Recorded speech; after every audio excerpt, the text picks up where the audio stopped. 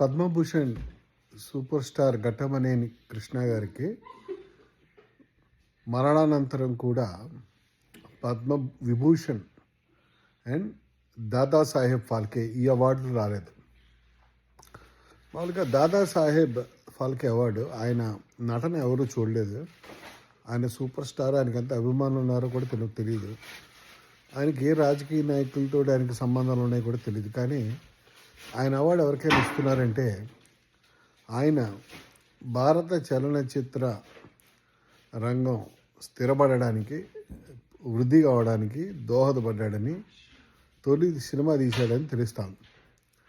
So అలాంటి award ఇచ్చేటప్పుడు తెలుగు సినిమాల్లో ఎన్టీఆర్, ఏఎన్ఆర్ వాళ్ళు సినిమాలు చేస్తున్నప్పుడు ఒక ధృవతార వచ్చి ఆ ధృవతార రేయనక పగలనక 3 షిఫ్ట్లు యాక్ట్ చేస్తూ 10 సంవత్సరాల్లో 130 సినిమాలు యాక్ట్ చేసిన ఘనుడు, సొంత ప్రొడక్షన్ హౌస్ పెట్టి సినిమాలు 65-75 సినిమాలు తీసిన ఘనుడు, డిస్ట్రిబ్యూషన్ ఆఫీస్ ఉన్నవాడు అండ్ స్టూడియో ఉన్నవాడు.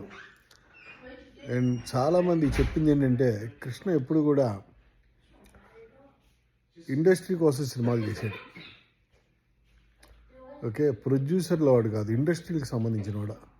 ఎందుకురా అంత 3 షిఫ్ట్లు పనిచేస్తున్నావు, 2 షిఫ్ట్లు చేయొచ్చు కదా అంటే, ఏం లేదు, ఆ ఒక్క సినిమా ఎక్కువ చేస్తే మనం 3వ షిఫ్ట్ ఇంకో 10 మందికి ఫుడ్ దొరుకుతుంది అనే ఒక కర్మయోగి. అలాంటి వ్యక్తికి దాదాసాహెబ్ ఫాల్కే అవార్డు, ఇంకా ఎన్ని అవార్డులు ఉంటే అన్ని అవార్డులు ఆ పరంగా ఇవ్వాలి. నటన గురించి చూసుకుంటే మనకి సూపర్ స్టార్ కృష్ణ నటన చాలా సహజంగా ఉంటుంది. ఆయన బెస్ట్ సినిమాల్లో నటన వంక పెట్టలేనిది. ఎందుకంటే ఆయన దగ్గర మీకు అన్ని రకాల సినిమాలు యాక్ట్ చేస్తాడు ఆయన. కొద్దిగా నాసి రకం సినిమాలు కూడా అందుబాటులో ఉంటాడు ఆయన. అలాగనే ఉత్తమమైన సినిమాలు కూడా చేశాడు. సో ఆయన ఉత్తమమైన సినిమాలు చూసుకుంటే ఎంతో సహజమైన నటన అతనిది. అదే మహేష్ బాబుకి వచ్చింది. సో ఒకసారి ఆలోచించాలి, మోహన్ లాల్కి, ఆ తర్వాత రజనీకాంత్ గారికి, వీళ్ళందరికీ డిజర్వ్డే. కానీ వాళ్ళకి ఇచ్చే ముందల మన స్టార్కి ఇవ్వకపోవటం కొంచెం శోచనీయం.